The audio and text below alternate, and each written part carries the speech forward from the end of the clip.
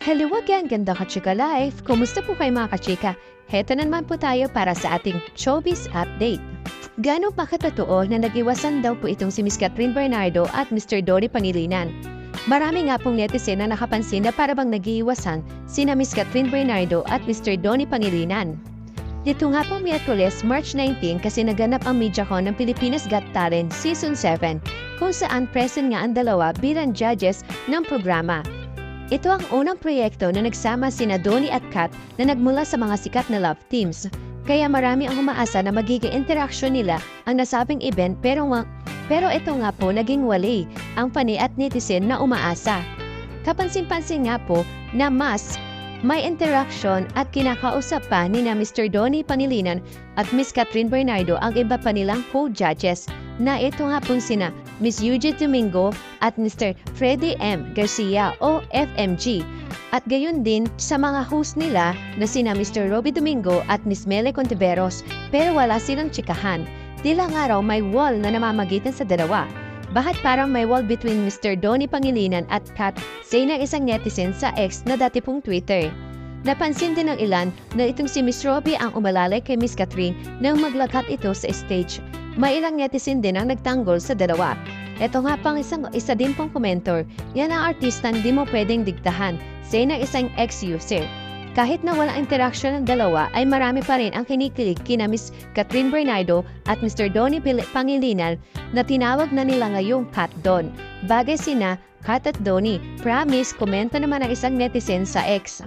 Sabi naman po na isang komentor, bakit ako kinikilig ako kina Miss Kat at Donnie? Say na isa pang netizen. Maliban sa kilig ay pinusuan din ng netizen ang husay ng dalawa sa pag-judge base sa napanood nilang trailer ng Pilipinas Got Talent at sa naganap na press ng Got Talent bago magsimula ang MediaCon. Kat and Donnie just proved in PGT7 MediaCon why they are most deserving Pilipinas Got Talent judges. They have the brains and the heart for this, say ng kilalang social media personality na si Franz Sahardo. Kahit hindi magkatabi sa judges table ay umaasa pa rin ang Don Kat fans na baka maraming interaction ang dalawa kapag umere na ang Pilipinas Got Talent simula na nga ito sa March 29 at 30. Alam niyo po ba, malaki ang pasasalamat ni Miss Eugene Domingo kay Miss Catherine Bernardo sa pagkakasama niya sa panel ng judges ng Pinoy Pilipinas Got Talent PGT Season 7. Bukod kina Eugene at Catherine, kasama rin nilang judges sina Freddie M. Garcia at Donnie Pangilinan. Magsisilbing host naman ang sa programa sina Mele Contiveros at Mr. Robbie Domingo.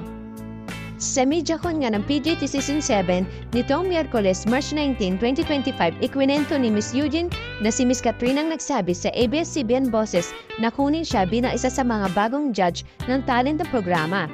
Ang revelasyon na ito ni Miss Eugene ay nangyari nang tanungin kung ano ang nagpa-oo sa kanya maging kurado sa isang napakalaking talent star sa bansa na naiiba sa nakasanayan niyang acting at komedya.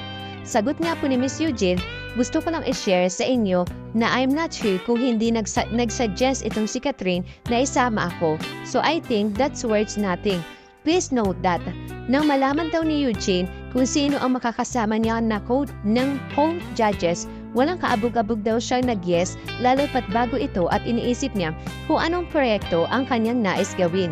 Ang Metro Manila Film Festival 2024 entry na ang The Breadwinner isang huling proyekto na ginawa ni Miss Eugene. Pahayag nga po niya, because for a while I've been thinking, ano kayang show ang gagawin ko next? Anong next project ko?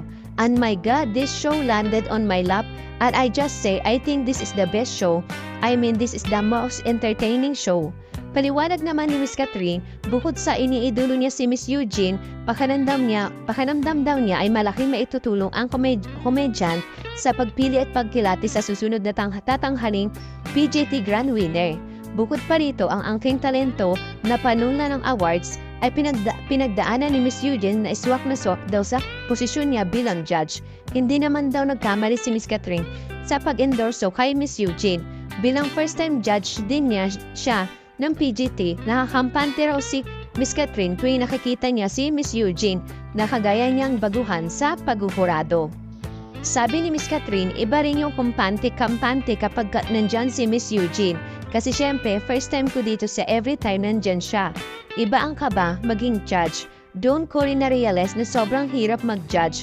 Pero yung simpleng pagtingin ko sa kaliwa ko, which is Miss Eugene, iba yung may fellow babae kang nakikita eh. Ang Ate Mela is daring, so iba ang energy na nagbibigay ng mga babae. So thank you Miss Eugene for guiding me. Samantala, dumako naman po tayo sa pinakalahuli natin showbiz update. Marami nga pong nagulat dito nga po sa post ni Mr. Tom Rodriguez. Nakakaloka, di ba? Aba nabulabog ang followers ni Mr. Tom Rodriguez dahil sa pinost niya sa kanyang Instagram story noong Wednesday ng gabi. Masayang-masaya kasi si Tom sa picture na pinost kung saan ay buhat-buhat niya ang kanyang anak na si Baby Corbin. Nakatalikod naman ito sa kamera ang bata. Ikitang-kita ang mga daliri ni Tom kaya napansin ng netizen ang suot na singsing ng aktor sa kanyang kaliwang kamay. Parang wedding band daw ang suot na singsing ni Tom kaya may nagtatanong kung pinakasalan na nga ba ng kapuso aktor na si Karen ang ina ng kanyang anak.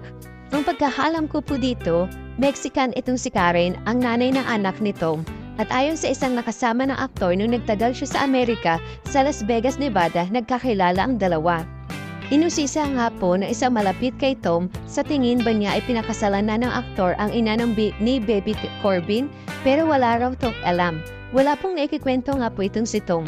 Sabi nito, actually nung madalas namin makachat si Tom ay inamin niya sa amin ang tungkol sa kanyang anak at sabi pa niya ay dadalhin niya ang bata sa Pilipinas. Ito po ang revelasyon ng isa sa mga kaibigan ni Tom. Hindi nga raw itatago ni Tom ang kanyang anak dahil ayaw niyang paglaki ng bata ay malaman nito ang naglihim siya. Pero napag-alaman ko po, ayon sa isa, tinanong po si Mr. Tom Rodriguez, noong December daw ay umuwi sa Amerika itong si Tom at pagbalik ay kasama na ang kanyang mag-ina. Pero hindi sure yung nagsabi kung nagpakasal ba muna sila bago iuwi ni Tom sa Pilipinas ang mag-ina niya. Hindi talaga daw too sure kung nagpakasal na ba talaga si Tom. Say po no isang kaibigan ni Mr. Tom Rodriguez. Ngunit alam niyo po ba last year ay wala namang suot na wedding band si Mr. Tom at lately lang naman nakita or napansin na may ganoong suot na nga siya. Nagsimula na mag-post siya ng video habang nasa Ambingat Clinic siya. Kaya nga na po kilala naman po si Mr. Tom sa pagiging honest at sigurado kung ikinasal naman siya sa ina ng kanyang anak ay aaminin nito at hindi niya itatago ang tungkol sa bagay na yon. Kaya mag-abang-abang na lang po tayo kasi alam naman po natin na darating din po ang araw kung aaminin po ito ni Mr. Tom Rodriguez o hindi. Pero sa ngayon, bigyan po natin po yung kinukuha niya o yung inaasam niyang private. Thank you for watching. Kung nagustuhan niyo po ang video ito, subscribe na sa Starlight Showbiz YouTube channel and please don't forget to hit the bell button for our latest updates.